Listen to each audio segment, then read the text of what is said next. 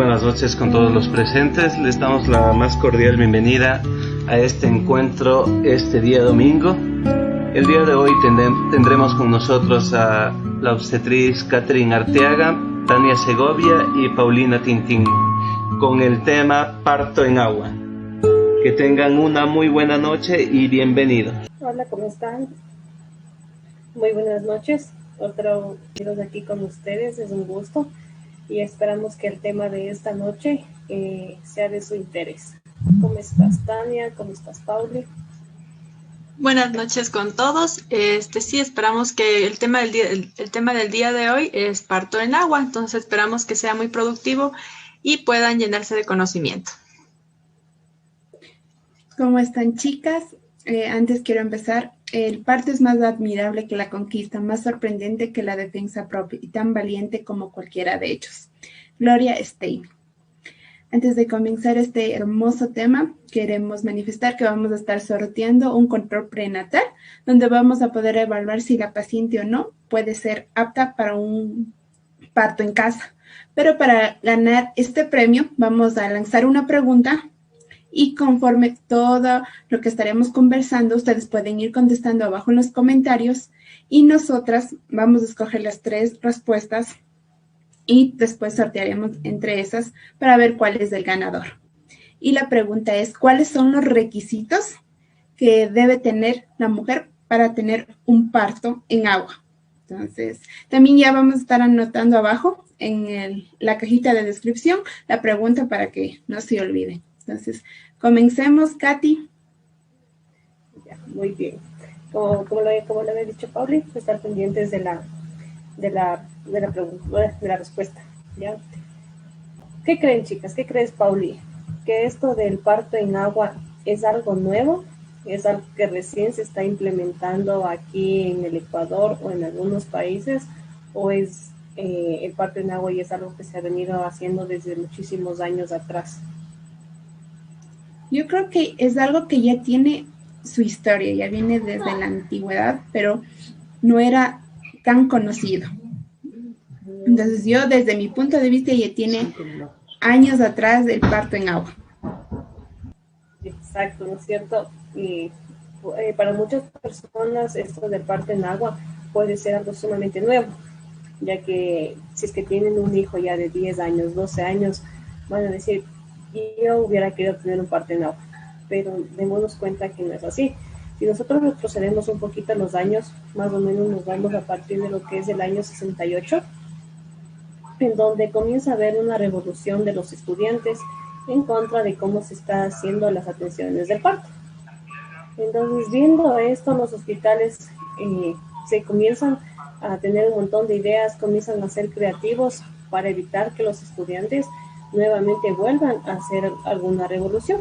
Entonces comienzan a crear algunos cambios y la gente comienza a llamarlos que son locos, o sea, que no tienen nada que ver una atención del parto con lo que ellos están haciendo. Y nos damos cuenta que hasta ahorita es eso, ¿no es cierto?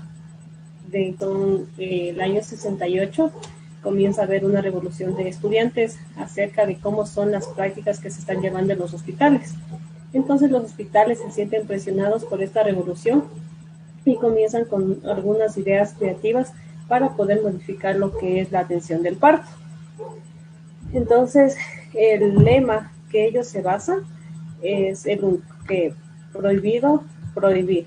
A partir de este lema ellos comienzan a hacer un montón de ideas y obviamente para el resto de la gente son considerados como locuras. Y nos hemos dado cuenta que hasta la actualidad seguimos con eso de que un parto en casa es peligroso, de que un parto en casa no es posible, peor un parto en agua. Pero ya en los años 70, en el hospital público francés, es donde se lleva recientemente esto. Perdón, no recientemente, hace mucho tiempo atrás. ¿Y quién fue que comienza a crear esto? Es Michel Odon. ¿Pero por qué sale o por qué surge esta idea? Es porque ellos se dan cuenta que hay un montón de mujeres que durante el periodo del trabajo de dilatación comienzan a sentir demasiado dolor, comienzan a pedir que por favor les permitan ingresar a la ducha, que si es que se pueden bañar, si pueden sentir el agua caliente. Entonces todos los profesionales que están ahí dicen, pero ¿por qué? O sea, ¿qué tiene el agua? ¿O por qué como que todas las mujeres se pusieron de acuerdo para poder entrar a una bañera? Y no es así. Entonces comienzan como que un poco a hacerse esas preguntas, y ahí es cuando Michel Odon, que era el jefe del área de maternidad, decide ir y comprar una piscina. Compra la piscina, la pone ahí en lo que es la sala de maternidad, y comienza, incluso compró un piano, compra el piano, y mientras las mujeres estaban en periodo de dilatación, comienzan a tocar, comienzan a cantar, y ven que es mucho más llevadero el dolor que ellas sienten por las contracciones. Entonces, ¿cuál es el objetivo? ¿Y cuál es el objetivo de comprar la piscina? No tener los partos en agua. El objetivo de Michel Odon y de todos estos obstetras franceses era buscar una técnica no farmacológica para poder aliviar el dolor que sienten estas mujeres. Entonces, ¿no es cierto, Pauli? Una paciente va, ¿no es cierto?, al hospital y dice, ¿sabe qué? Quiero algo para el dolor. Por lo general en los hospitales, ¿qué es lo que les administra? Generalmente de ley, analgesio, de una. Vamos a ponerle un tipo de analgesio para que la paciente le alivie el dolor. Y no pensamos, como dices, Katy, en esas medidas no farmacológicas. Lo que uno piensa es de un analgésico. Nada más es lo que se le viene a la mente. Existiendo un montón de medidas que puede aliviar el dolor, como aquí le estamos conociendo, el agua. Y el agua anteriormente no era conocida como igualmente como algo sabio, como algo mágico, pero no le tomaban en cuenta en el momento del parto. Y era cuando Michel Odon pone esto al conocimiento y ven que el agua también puede funcionar en el momento del parto para aliviar el dolor. Porque también se sabe que si dejamos caer un chorro de agua sobre nuestros pezones, también ayuda a aumentar el pico de oxitocina. Entonces, vean, y además si dejamos que igualmente el agua caiga sobre nuestra zona lumbar, igualmente va a haber una mejoría de ese dolor. Entonces, hay tantos beneficios del agua que innumerables. Que es bonito conocer, es bonito saber. Tania, ¿qué piensas acerca de esto?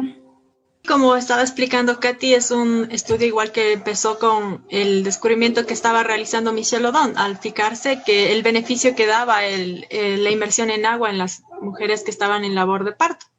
Entonces, como mencionaban, el objetivo era saber igual qué tiempo pueden permanecer en el agua y qué beneficios en realidad se pueden producir. Eso sobre todo.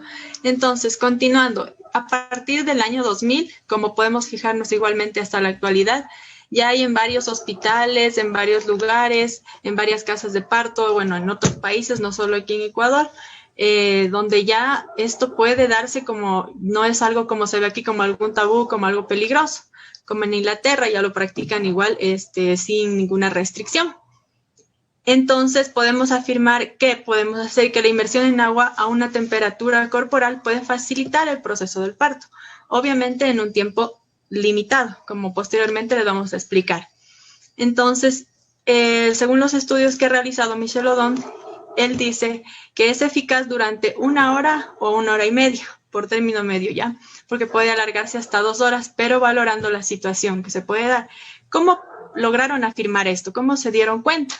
Entonces se dio un estudio prospectivo realizado por un grupo de comadronas en Gotemburgo. Este estudio fue aleatorio controlado sobre una población de 2,000 mujeres que fueron divididas al azar.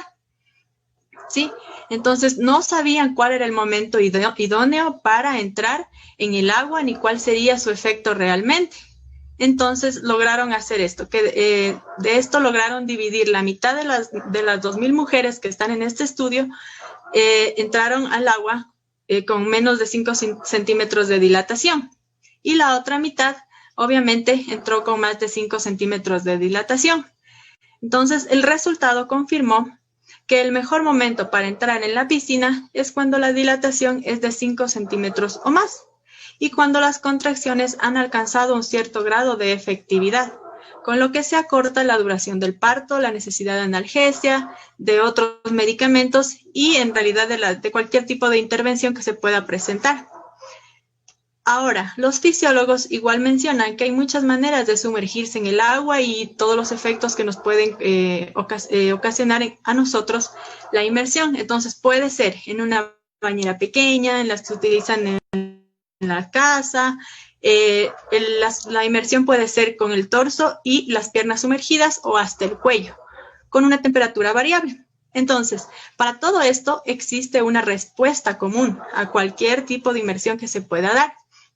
Cuando el cuerpo humano se sumerge en el agua, se produce una redistribución del volumen sanguíneo, lo cual aumenta sistemáticamente el nivel torácico y disminuye a nivel de las extremidades.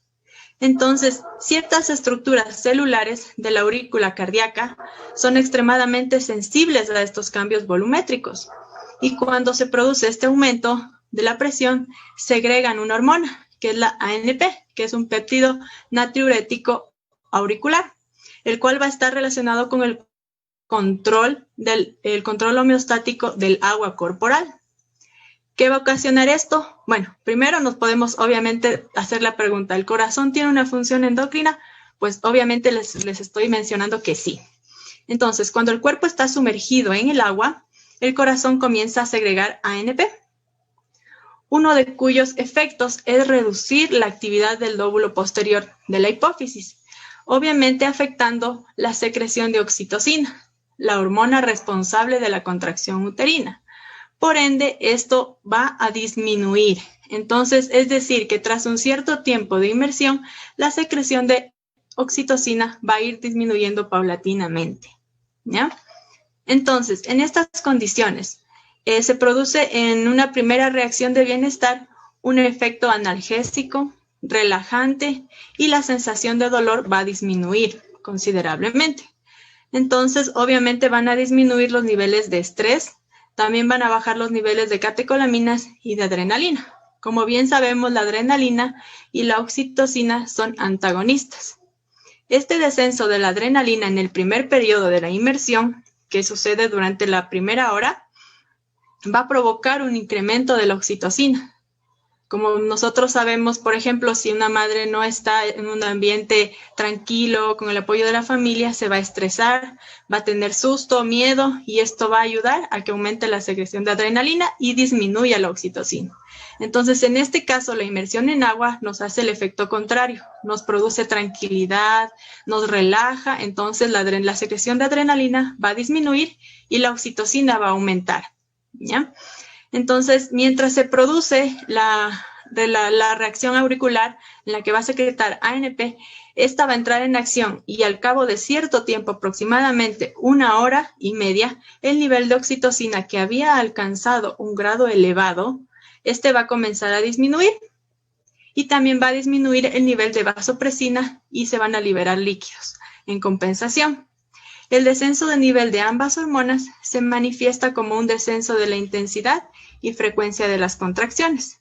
Es por eso que no es recomendable tener a las pacientes, a las mamás en el agua más de 1 hora y media de lo que es lo recomendado.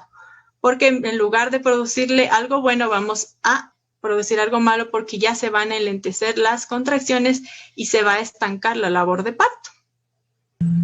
Eso que acabas de mencionar creo que es muy importante que se lo vuelva a repetir, ¿no? Porque estamos hablando de todo lo beneficioso que es el agua, pero démonos cuenta que si es que ya llega a pasar 1 hora y media más, dijiste, ¿verdad? Es lo máximo que puede tener. Si ya la mujer, la gestante que está en el trabajo de parto, se pasa de eso, pues el trabajo de parto se va a suspender. Se va a quedar tal vez con 7, con 8 de dilatación, y pues ahí es cuando se comienza a utilizar todos los fármacos que nosotros no queremos utilizar, porque queremos que un parto en agua sea lo más natural posible. Entonces vemos que el agua es súper beneficiosa siempre y cuando nosotros sepamos cómo utilizarla. En ese estudio que también mencionas, Tania, dice que solo el ruido del agua ya les tranquiliza. Ver el color, el fondo azul de la piscina en esa maternidad donde la modificaron, en las paredes no eran blancas, sino eran celestes y comenzaron a pintar unos delfines ahí para que haya una decoración. Entonces la mujer entraba en eso y automáticamente se relajaba, o sea, y ya dejaba de pedir medicación y ni siquiera a veces esperaba que la piscina se llene completamente para poder ella ya ingresar, porque era tanta la desesperación que ella sentía de que no, ya quiero, cogía, entraba y ahí es cuando ya la dilatación comienza a avanzar, como lo estabas mencionando. Exactamente. Eso, por ejemplo, si ya nosotros a veces podemos hacernos la pregunta, ¿y cómo vamos a saber que, digamos, ya pasó la hora y ya le están disminuyendo las contracciones? Nosotros igual tenemos que seguir llevando el monitoreo para sentir igual cómo va la actividad uterina, cómo está la frecuencia cardíaca del bebé. Entonces, obviamente vamos a podernos dar cuenta que a partir de la hora y media, toda la actividad uterina que se estaba presentando va a ir disminuyendo paulatinamente. Entonces, ¿qué se hace? Tenemos que, para evitar que obviamente se produzca la disminución de la secreción de oxitocina, tenemos que sacar a la paciente de la piscina para que comience a caminar, a realizar otros ejercicios de psicoprofilaxis, si es que ya no se ha producido, por ejemplo, en este momento el parto. ¿Ya? Entonces, de aquí lo fundamental, ¿no? Para tener un parto en agua, tener estas recomendaciones que les voy a mencionar en este momento. Una vez ya he escuchado lo que nos dijo Katy, Tania, sobre el parto en agua. Como sabemos, es un beneficio enorme que pueden tener con esto, pero hay que también saberlo usar, porque si no sabemos el uso adecuado, podemos tener complicaciones. Y el primer recomendación es tener un momento ideal. ¿A qué me refiero esto? Que la mamita debe entrar cuando tenga 5 centímetros de dilatación, como mencionamos, y que las contracciones uterinas sean regulares y sean de buena intensidad. Entonces, al momento que ella quiera entrar, debe tener estas condiciones. Como dijimos anteriormente, el agua va a ayudar a acelerar el trabajo de parto, va a cortar el momento de dilatación, es decir, va de 5, máximo el tiempo es de 1 hora a 1 hora y media. En ese tiempo ya debe estar dilatado máximo hasta 8, 9. Entonces, el agua le va a ayudar. ¿Qué pasa? Como dijo Katy, si le hacemos entrar cuando estés en 2, por ejemplo. El efecto del agua va a hacer su trabajo, ¿no? Va a hacer que dilate, por ejemplo, hasta 3, por ejemplo, hasta 5, un ejemplo. Pero se va a quedar estancado en ese momento, se va a quedar estancado en 5 y no va a dilatar más. El trabajo de parto se va a enlentecer igualmente. Entonces, el efecto del agua ya no es bueno en este caso. Entonces, siempre tenemos que tener en cuenta estos puntos para poder nosotros decir, es el momento adecuado que la mamita ya debe entrar en el agua. Y como dije anteriormente también, el agua también sirve, por ejemplo, si nos echamos sobre nuestros pezones, si nos echamos de nuestra zona lumbar. Entonces, no es necesario que tengamos en ese momento la piscina. No podemos irnos a la ducha, que nos caiga el chorrito de agua, y también nos puede servir como un método no farmacológico. También hacer ejercicios de psicoprofilaxis en ese momento. Entonces, se ha hecho varios estudios, como dijo Tania, y que han demostrado que si una mujer se le ingresa en la fase latente, es decir, cuando tenga 1 centímetro, 2 centímetros o 3 centímetros de dilatación o 4, la mujer de ley va a quedar estancada. Entonces, eso es muy recomendable hacer al momento de tener en cuenta esto. El otro es no tenerse o no hacerse perspectivas de mamita. Es decir, a veces muchas madres ya deciden, por ejemplo, yo quiero tener mi parto así, va a ser en el momento de dar a luz, tiene que ser de este modo, va a pasar esto, va a pasar el otro, entonces ya está todo bien planificado. Pero ¿qué pasa en ese momento que no sucede? Pasó algo, por ejemplo, le hicieron entrar antes de ir a la piscina y se estancó el trabajo de parto. Entonces, todas esas ideas que la mamá tenía se derrumbaron. Y después viene la frustración y la mamá dice, ¿por qué? ¿Qué pasó? Fue mi culpa porque yo no pude dar a luz. Entonces, debe ser un proceso que debe pasar espontáneamente. Entonces, ¿qué piensan ustedes, chicas? ¿deben hacerse las mamás unas ideas o no? Bueno, nosotros hablamos acerca de lo que es el plan de nacimiento, ¿no es cierto? Donde le preguntamos a la madre cuáles serían sus expectativas, qué es lo que desea en el momento del parto. Entonces, es importante tener esto del plan de nacimiento, pero recordemos que el plan de nacimiento se lo puede cambiar en cualquier momento, incluso en el momento del parto. Entonces, yo te digo, Paul, ¿sabes qué? Yo quiero tener mi parto en agua, quiero que esté la luz apagada, quiero que haya música suave. Entonces, y yo justo, ya estoy dilatando, ¿sabes qué, Pauli? Prende la luz. Y tú me vas a decir, no, es que tú me dijiste que querías la luz apagada. Obviamente eso no se debe hacer. Sí, yo tengo un plan de parto, pero es modificable. Porque si no, como mencionabas, entra esa frustración, eso de que se va a estancar. Entonces sí, tener como que una idea de lo que pueda ocurrir, pero no considerarlo como una ley que no podemos cambiarla en ningún momento, sino todo al contrario, tenemos todo el derecho de modificarlo, depende de cómo se vaya presentando el trabajo de parto.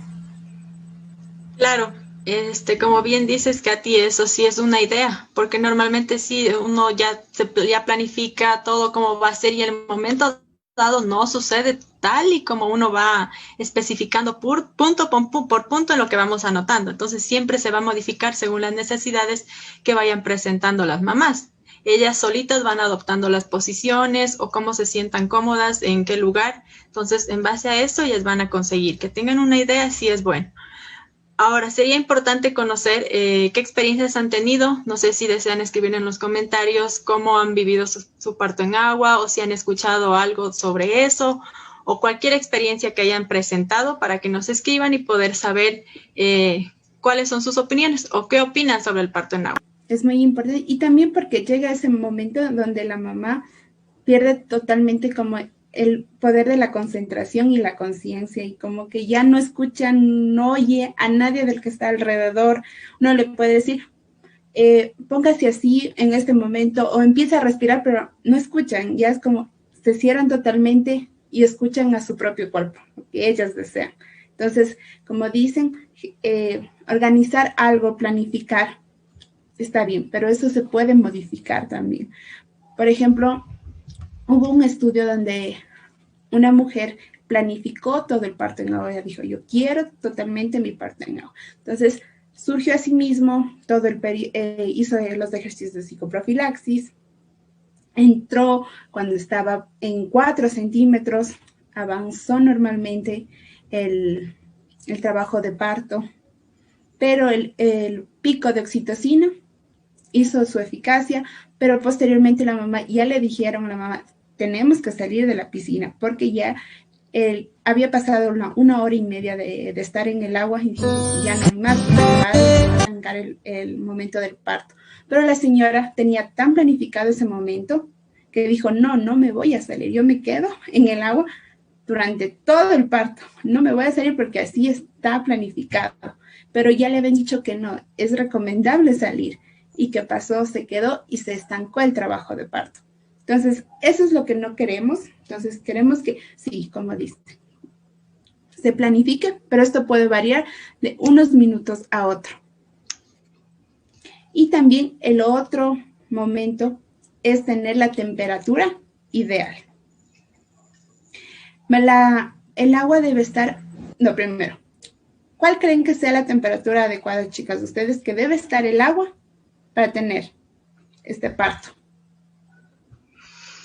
O sea, debe estar a la temperatura corporal de nosotros, como estabas explicando hace un momento, que va desde los 36 o 35 hasta 37. En numeritos, a ver.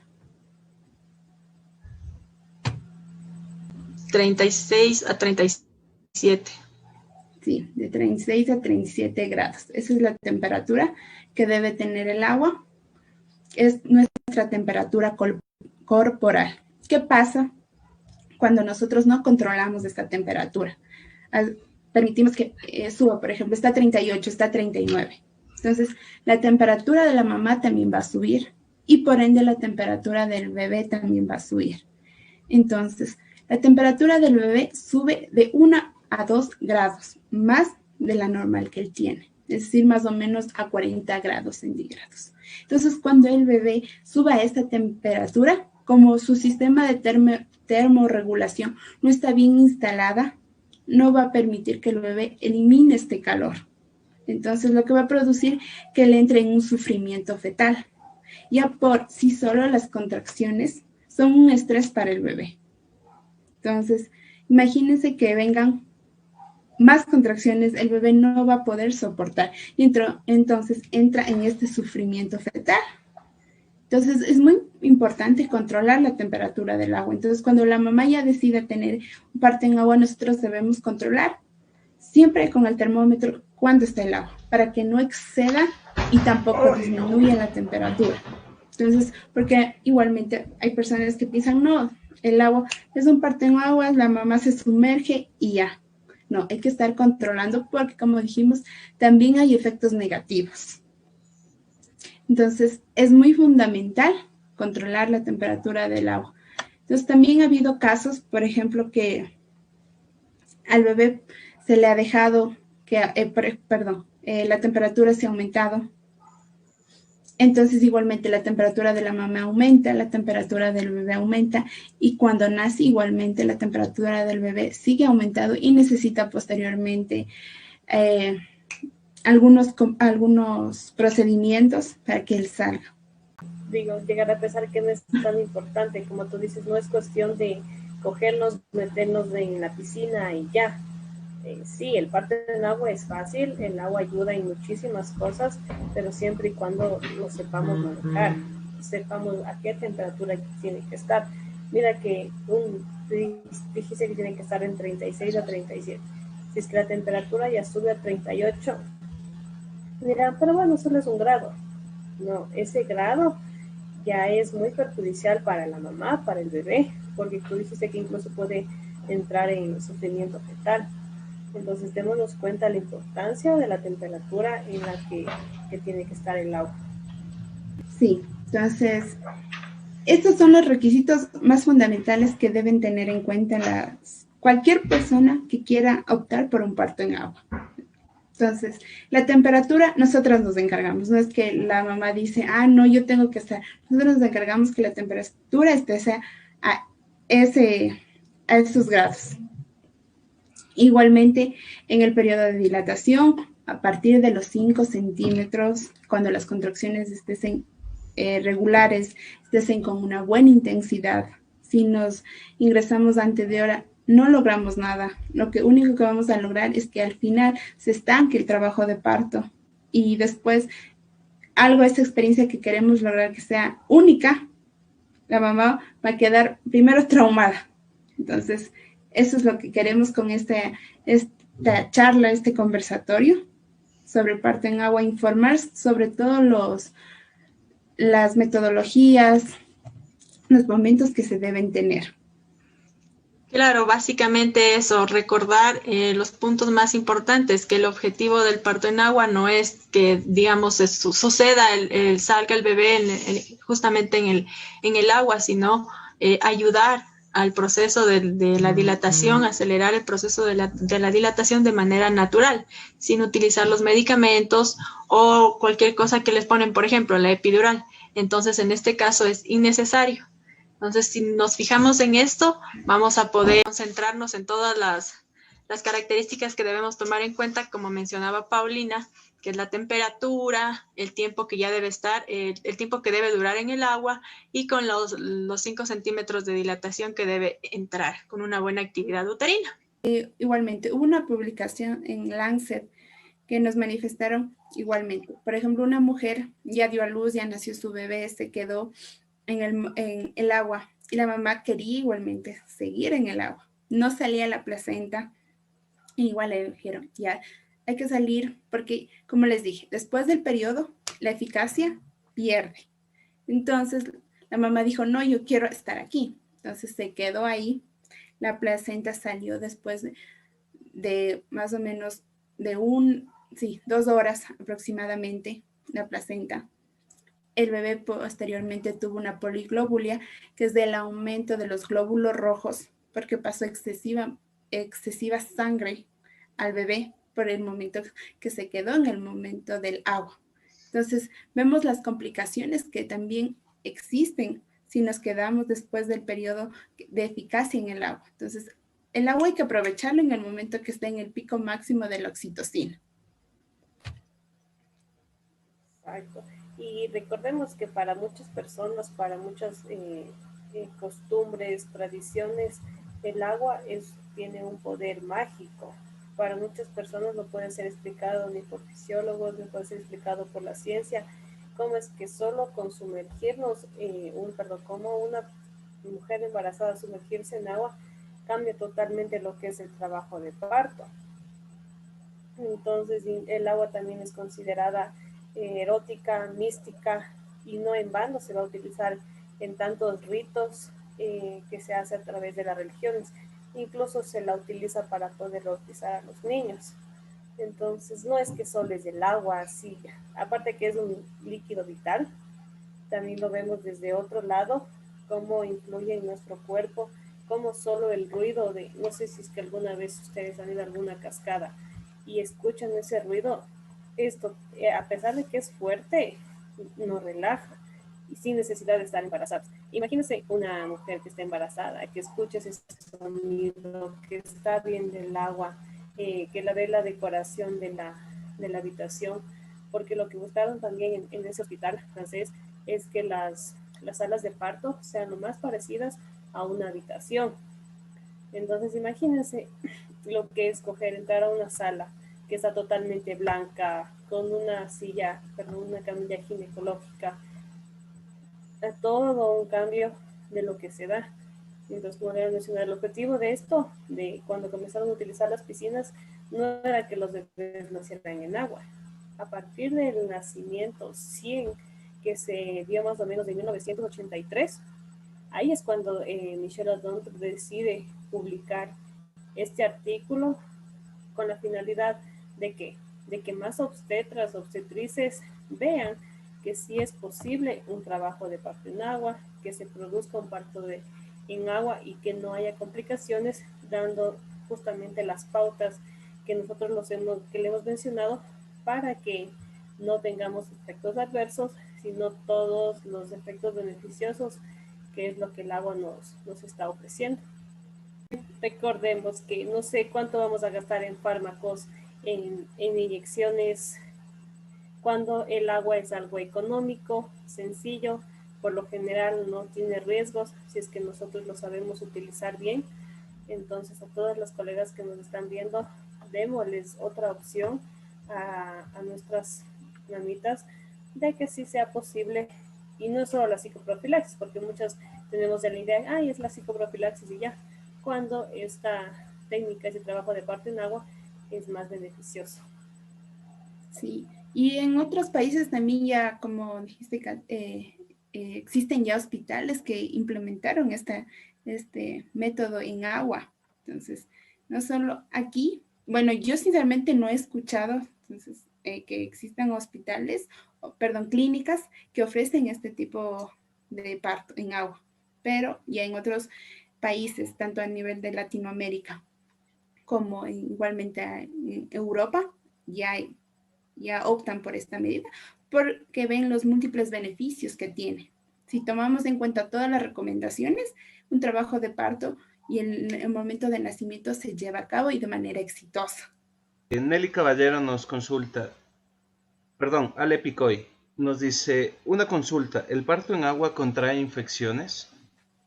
Por lo general, la mayoría piensa eso, ¿no es cierto? Que primero el agua necesita tener, yo que sé, algún tratamiento o nosotros ponerle algún químico para que esté limpia.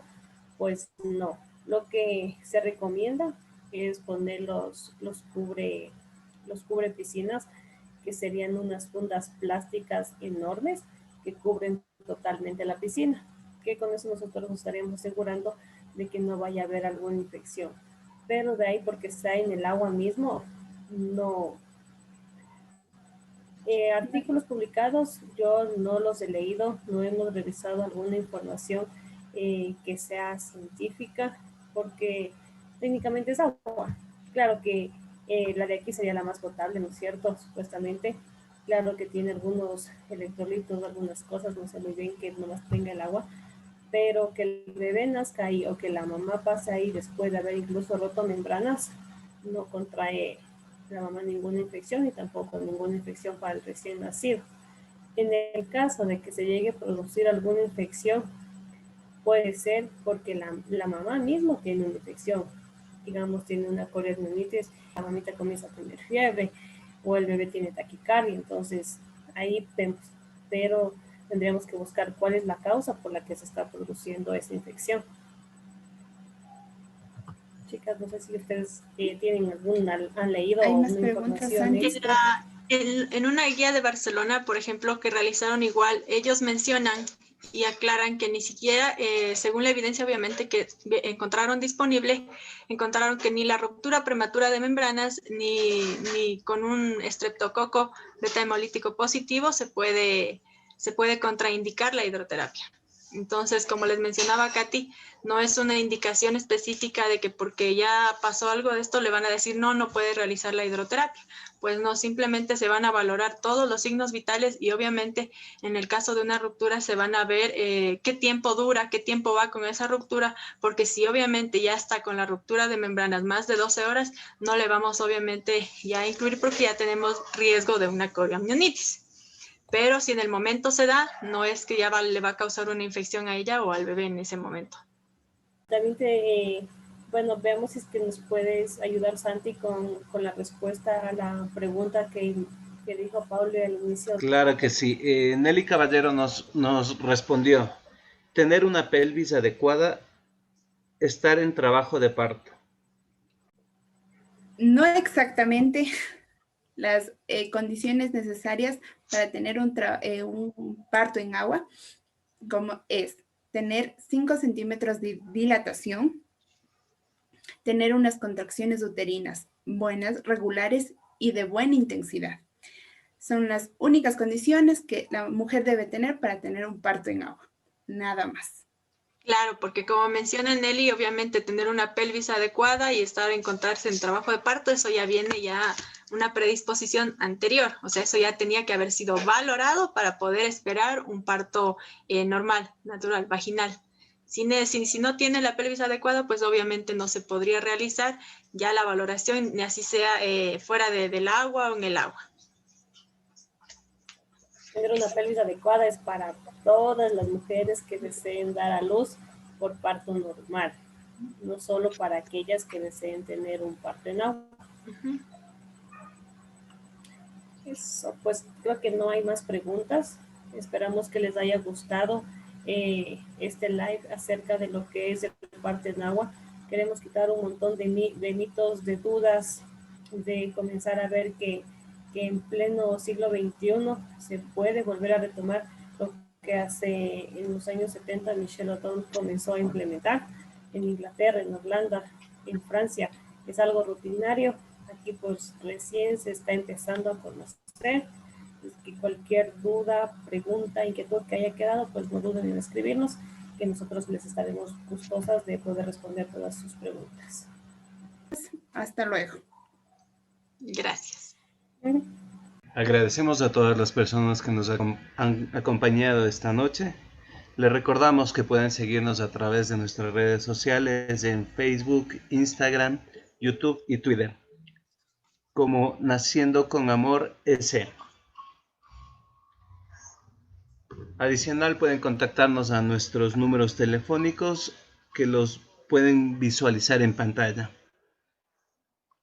Les damos un caluroso y afectuoso saludo y que tengan una muy buena noche.